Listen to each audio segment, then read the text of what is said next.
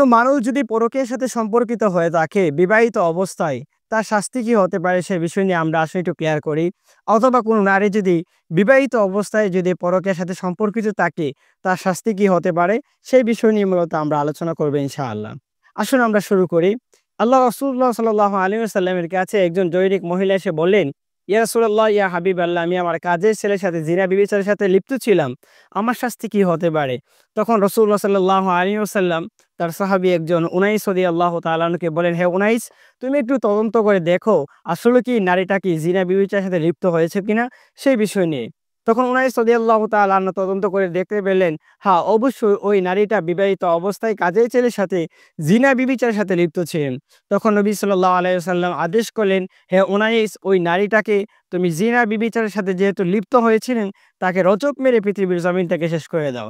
এবং কোরআনুল কারীম যদি খুলে দেখেন সূরা নূরের ভিতরে আল্লাহ সুবহানাহু ওয়া তাআলা স্পষ্ট ভাষায় বললেন যে কোন নারী যদি জিনা ব্যভিচারের সাথে লিপ্ত থাকে বিবাহিত অবস্থায় তথা পরকীয়ার সাথে লিপ্ত থাকে, তার শাস্তি হচ্ছে তাকে রজক মেরে পৃথিবীর জমিন থেকে শেষ করে দেওয়া। তাহলে আমরা এতক্ষণ বুঝতে পারলাম কোন মানুষ যদি বিবাহিত অবস্থায় জিনা ব্যভিচারের সাথে লিপ্ত থাকে, পরকীয়া করে, তাকে রজক মেরে একদম টোটাল শেষ করে দেওয়ার কথা বলা হয়েছে, তাকে হত্যা করার কথা বলা হয়েছে। যদি আমরা একটু লক্ষ্য করি রাসূলুল্লাহ সাল্লাল্লাহু আলাইহি ওয়াসাল্লামের একটি হাদিসের দিকে, তাহলে আমরা স্পষ্ট আরো বুঝতে পারবো। নবী করিম সাল্লাল্লাহু আলাইহি ওয়াসাল্লাম বলেন, ৩ শ্রেণীর মানুষদেরকে হত্যা করা জায়েজ আছে। তার ভিতরে এক শ্রেণী হচ্ছে যারা বিবাহিত অবস্থায় যারা জিনা ব্যভিচারের সাথে লিপ্ত থাকে তথা পরকীয়ার সাথে লিপ্ত থাকে, তাদের যদি তদন্ত করে যদি আপনি সঠিক প্রমাণ পেন, তাহলে তাকে হত্যা করা ইসলামের বিধিবিধান রয়েছে। তাই আসুন, আমাদের পরকীয়ার যেহেতু আলোচনা হয়েছেন সে বিষয় নিয়ে আমাদের ব্রাহ্মণবাড়িয়ার সরাইল থানা শাহবাজপুর গ্রামের ময়না আক্তারের হত্যা যারা করেছেন তার সাথে একটু আমরা আলোচনা করি।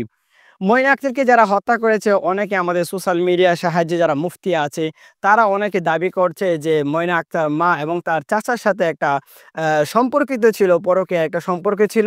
এই পরকীয়াকে কেন্দ্র করে তারা ময়না আক্তারকে দেখে ফেললেন, এই যে মা যে পরকীয়া করতেছিলেন।